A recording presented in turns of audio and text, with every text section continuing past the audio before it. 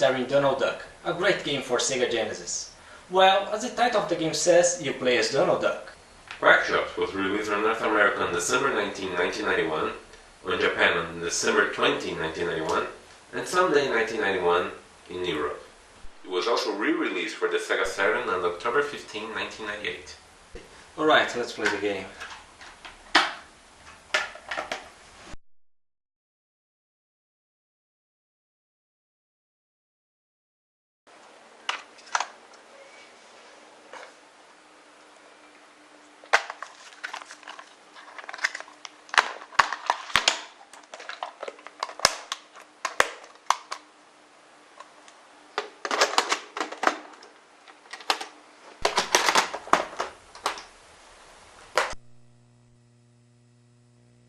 In this game, Donald Duck is walking around Uncle Scrooge's library.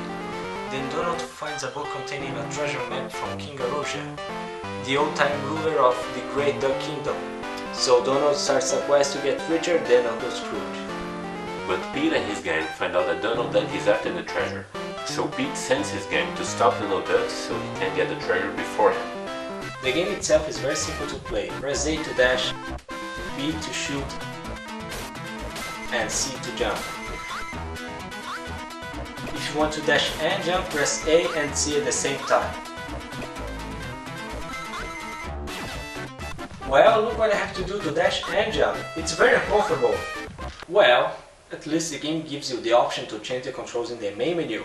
But you have to set the controls before starting the game, because when you start the game, there's no coming back. So choose the controls you think that are best for you and start playing. I want the best controls for me, so let's see.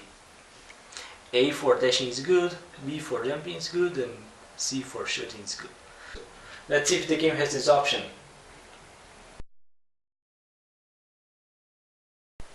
What? This option is not available? Well, at least the game has an option that I think it's good. Instead of using the A button to dash, use the C button to dash. Instead of using the C button to shoot, you use the A button to shoot. It seems good. Let's try it out. I don't know, I think they should just let it was saying whatever button you wanted to the actions. Yeah, I think that's like Street Fighter, where you can set all the buttons manually instead of having presets on the buttons. I think that's better. Yeah, I mean, why wouldn't they do that? Yeah. It's like they're forcing you to play the way they want you to play it, you know? I don't know what were they thinking, but yeah, I have to play this way.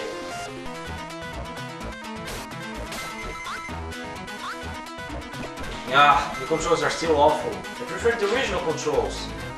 The problem isn't on the game itself, it's on the Sega Genesis controller.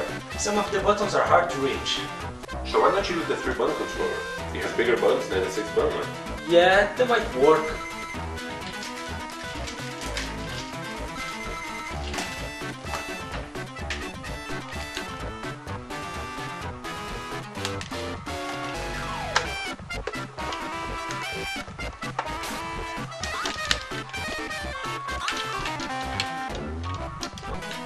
It's still awful. No, wait, it's worse. Yeah, gotta be doing something wrong, man. Here, let me see.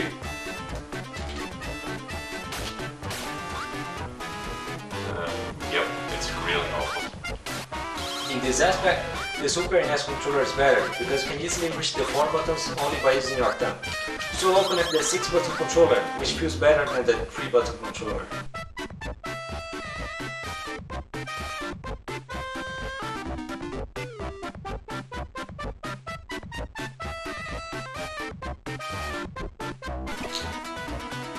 When the game starts, my only weapon is a plunger, and I can't kill enemies using it. You can only temporarily stun the enemies.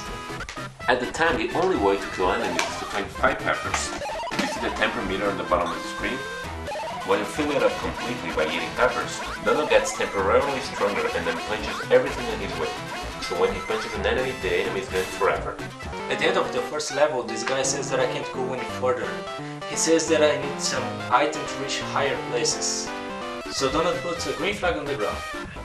Get next to it, press the start button and press the button called the airplane.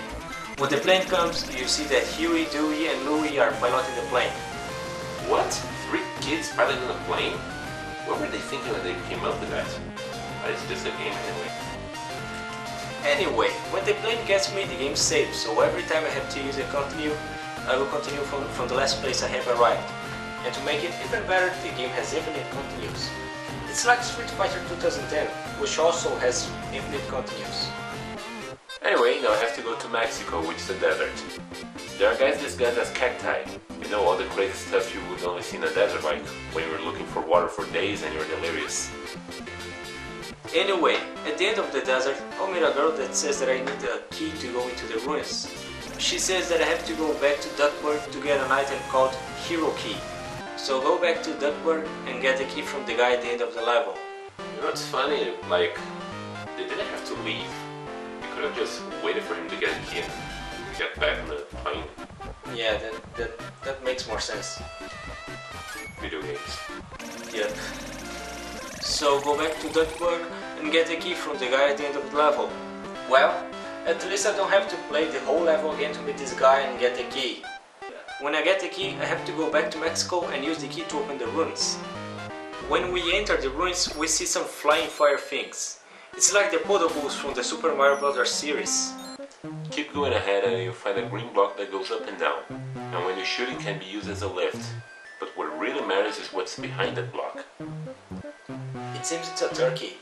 And this turkey can be used to replenish your power. A bird eating another bird. That is crazy. Well, at least it's not another duck. There will be cannibalism. If you keep going ahead, you see a place which seems you can't get through. To get through this place, press down and C. Down will crouch and slide. Be careful there, because there's this green block on your way. Shoot a plunger on it, and now you can get through safely. At the end of the level, we'll meet Goofy, which will give us a note and a red plunger. The red plunger is used to get to higher places, and it acts like a ladder. He also said that Jar is looking for me in Duckburg. Now the note Goofy gave us says 1 sun, 2 moon, 3 star. I have no idea what it means. Now go all the way back to the beginning of the level, call the airplane, go back to Duckburg and use a plunger to get on that ledge at the end of the level. When you get there, you see that the Duckburg level is huge with lots of ways that lead you to death. In this part of the level, there are speaker things that literally send sonic booms. And there's a blimp with Mickey's face on it. Make your way through the level using a red plunger, and at the end of the level you'll see a place that looks like a dead end, but it isn't. Just walk straight ahead through this passage. When you enter this place, you'll be in a level that you have to hold yourself in this wheel on the electric wires. And there are some places that have running electricity on them, so we have to act fast and jump from a wheel to another before you hit the electricity thing, or you will fall and die. At the end of this level, you meet Gyro. He gives you some bubblegum ammo, which, when used in the shooter, it makes exploding bubbles. Now go all the way back to the first part of the Duckburg level, call the airplane and go to Transylvania. Yeah, we are going to Transylvania! Awesome! We're gonna kill Count Dracula! Transylvania is a dark place. In this level there are bats and there are also waterfalls. You can't even fall in the waterfalls or you die instantly.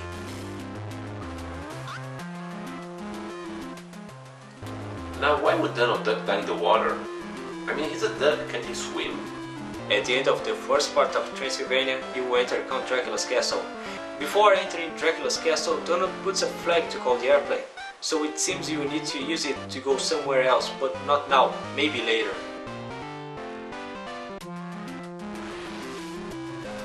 When you enter Dracula's castle, you have to use the bubblegum ammo to blow on the fake walls.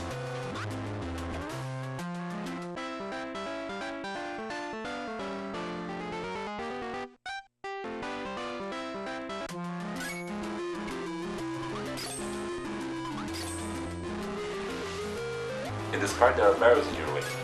It's the same thing on the fake walls, use the bubblegum ammo to explode those barrels. Also, look at the picture of Count Dracula. He's watching you. In this part of the castle there are skeletons that throw their heads off. You can use the bubblegum ammo to kill those skeletons. Using bubblegums to kill skeletons. That's weird. At the end of the first part of Dracula's castle, you see a place that seems you are going to die if you fall in, but you have to fall there. Now you are in an underwater level. No wait, it's an underwater level.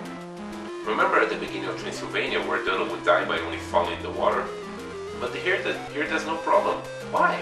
In this part of the level, Donald jumps higher and it takes longer for him to fall. Here, the enemies are steel balls that go back and forth and blades ready to cut your head off. At the end of the underwater level, you'll see a wall. Use your red plunger to climb the wall. When you leave the underwater level, you'll see a giant ghost. You just have to follow him, and you have to crush before he turns, because if you don't crush, he's gonna see you and he will basically small ghosts that fill up the screen. It's easy to know when he's gonna turn. His facial expression changes, he smiles and then he turns, so be careful. In this part, one of those blocks won't disappear when you shoot it. It won't disappear because it's a lift. This lift takes you to a small corridor, and in the end of this corridor there's a blue door. This blue door takes you to the next part of the level. Enter it and go to the next part of the level. If you don't enter this door and keep going ahead, you enter an infinite loop and you only escape it by entering the blue door. In this part there's this wall and you have to climb very fast or you get crushed by the wall that's coming on the left side. But if you fall all the way back, the wall will get back, so every time you fall, it gets back to the beginning. It helps a little. When you get up there, you will get to the next part of the level, and there is the annoying ghost again. If you keep going ahead, you'll find another passage that leads you to another blue door. But in this passage, there are no lifts. So here you have to use the red plunger to make your way to that door. When you enter that door, you go to the next part of the level, and again, you have to enter that door because if you don't enter it, you will enter an infinite loop on this part of the level. Now the music changes and now you have to face Count Dracula. It's the first boss of the game. You can only attack him when he puts his cape off. When he puts the cape off, get the red plunger and shoot him. The boss is easy. You have to hit him 3 times and 1 more time when he's flying higher. If you don't hit him when he's flying higher, you have to hit him 3 times again. When Dracula is dead, Donald Duck takes the real treasure map. Now you have to leave Transylvania. When you enter the stage selection map, there will be new levels open, and those levels are Viking Ship, Egypt, Maharaja and South Pole. Let's go to Viking Ship. In this level there are enemies shooting arrows and enemies shooting bombs. There are also traps that lead you to death, so you have to pay attention everywhere. When you reach the end of the first part of the level, use the red plungers to go up. You enter the second part of the level, and here there's those lifts. The Viking ship is full of money bags, and money bags mean extra points, so try to get every money bag you can. In this part, be careful because you can see but there are traps, so you have to be fast and jump until you reach that ladder. Go down and you meet a Viking and he will talk to you. He asks me to kill all the ghosts of his ship and he will give me a Viking diary that will help me to find the greater treasure. But to kill the ghosts of his ship, he says that I have to find the lost Viking key that's somewhere in the map. Okay, let's find the key. Next up, South Pole. Here you'll find what seems to be the lost Viking key, but it's frozen in ice and there's no way to get it out. So keep going ahead and you'll find a place where you need something to fly through here. But Donald says that I can just call the plane for this. Okay then. So here there's this bird. It seems that I have to use it to fly through here, but how? If I shoot the plunger, nothing happens. If I shoot popcorn, the bird dies. And if I shoot bubblegum, he also dies. Well, maybe I'll really need some kind of special item to fly through here. So let's call the airplane and go to Egypt. In Egypt, you will also find a closed door, like in the Viking ship, so let's go to Maharaja. In Maharaja, there are those snake charmers, and if they hit you with their music, you'll be temporarily stunned until a snake hits you and takes 1 point of your health. To kill them, you have to shoot popcorn on them. In this level, you enter the big Maharaja's palace. Inside the palace, you'll find the Maharaja herself. She offers me a challenge. She says that if I can defeat the tiger in the garden, she will reward me with this fixed ear. Let's go to the garden and defeat the tiger. Ooh, what's that? There are doors marked with numbers on them. It seems it's like the second level of the last episode of Roadrunner's Death Valley Rally, where there are also doors with numbers on them. But here it's harder, because when you enter a door, you can't use the same door to go back. So the best thing to do is draw yourself a map. Oh, I see. It's very easy actually. The door next to the entrance on the wall is always the right door. Now that I've found the tiger in the garden, let's defeat him. The tiger seems to be the second boss in the game. The tiger is hard to defeat. He keeps going back and forth and also up and down. And he also breathes his fire in you, so be careful. To avoid his fire breath, just press down to crouch. To defeat him, get the bubblegum ammo, the plunger or the popcorn and shoot him 6 times. When you defeat the titan, you will get the Sphinx Tear. The Sphinx Tear is used to open the door in Egypt, so go back to Egypt and use the Sphinx Tear next to the door. When you enter the door, you will see a stone coming on your way, so act fast, shoot the plunger and climb the rock. If you don't act fast, you will be crushing the wall. On the second floor there are spikes on the ground, and if you get next to them, they will come out of the ground, so jumping over them won't work. There's a hidden passage here. Shoot the plungers on the wall next to the ladder and go up. There are some items here. If you keep going up, you go to the right, because to the left there are spikes that come out of the ground. On the next room there is fire right below those platforms, so you can't miss a jump, because if you miss a jump, you die instantly.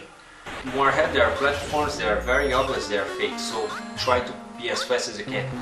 On the next room you have to be fast and avoid fireballs that are coming right behind you. And more ahead there is a room where the ceiling is falling on you. Do you remember the note Goofy gave to you at Mexico? Well, you're gonna need it. It says 1 sun, 2 moon, 3 star, and there are blocks with sun, moons and stars in the front, so jump on those blocks in the order as written on the note.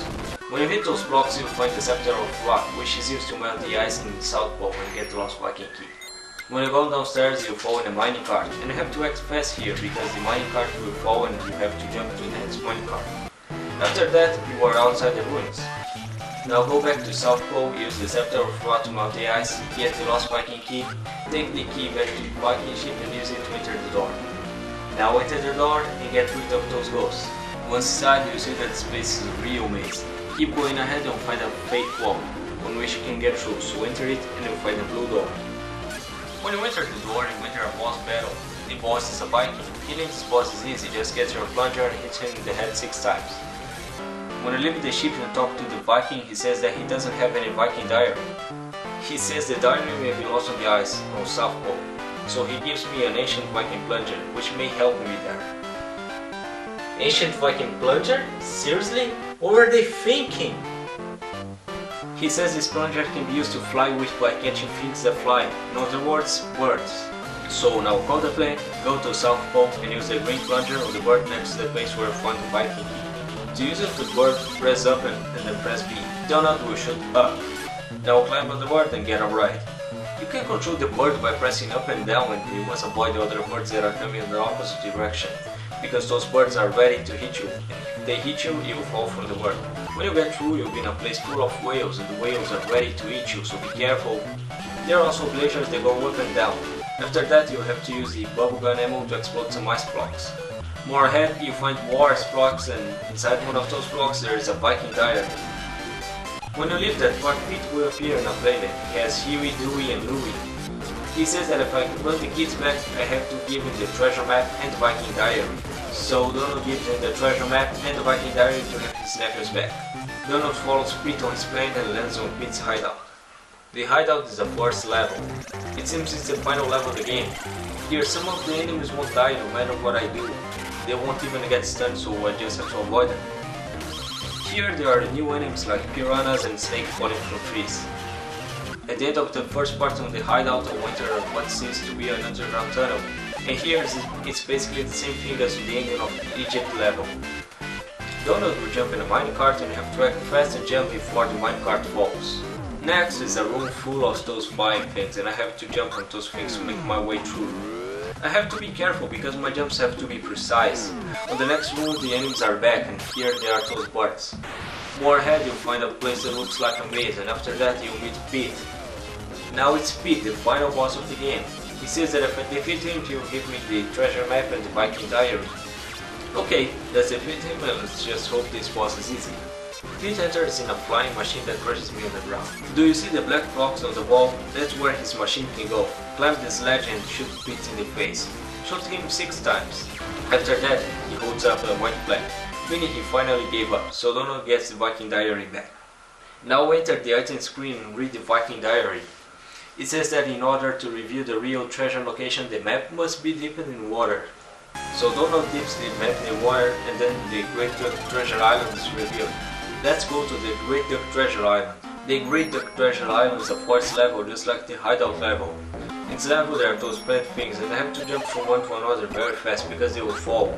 At the end I will fall inside that place that looks like a maze, and once you start falling you have to be fast and jump to the next platform or you'll fall to death. More ahead there are those plants that will explode if I step in them, so I have to jump from one to another very fast or I'll fall to death. After that I'll be inside what seems to be a temple. In this temple there are spikes on the ground, dark statues that follow and hit me with spears, and to kill those statues I have to shoot the bubblegum ammo on them. At the second floor there are those flying fire things. More ahead there are those stones that go back and forth, and I have to climb them to get to the other side. But here, I have to be careful not to hit my head and fall, or I'll hit the spikes on the wall. Next there are those fire things on the ceiling, and I have to rush to avoid them. And it seems that there is a shortcut or something. I'll try to get up there. It looks like a dead end, but here there's those clouds, and when I jump, they move. So it seems I can get over those clouds. They are actually invisible blocks. They will only appear when I jump over a block. The only way to know where to jump is to jump ahead and see where the next block appears. When I get to the other side, I'll meet the real final boss of the game, the Great Duck. The only way to attack him is when he throws his sword at the wall, so when he does it, shoot a plunger on his head. The best thing to do here is to be somewhere above him where his sword won't hit me, and when he throws his sword at the wall, I have to be quick to avoid the falling rocks and I have to hit his head. When you kill the final boss of the game, someone, maybe King Arusha, says that Donald is worthy of the treasure. When Donald opens the treasure chest, here appears a stone figurine of Duck Princess. He says that it's just a plain stone figurine of Duck Princess. What are you expecting it to be, Donald? A treasure chest full of gold? Such a shame, right? What are you talking about, Donald? This thing may be worth billions. You can sell it on the internet and get rich. Anyway, Donald meets Daisy at the airport and then he says he's gonna give her the statue, but Donald's nephew drops the statue on the ground and maybe it breaks. Inside it is a jewel necklace made with gold. So Donald gives it to Daisy. After that the credits roll, and after the credits, the end. Is it really how the game ends? Is it really how the game ends? I went through all that stuff in the game just to see this ridiculous ending? Well, Daisy Duck, you can have this ridiculous treasure because for me this is worth nothing. And this game is also worth nothing. Yeah, you know, this game can be good sometimes, but it is almost 100% disappointing. Yeah.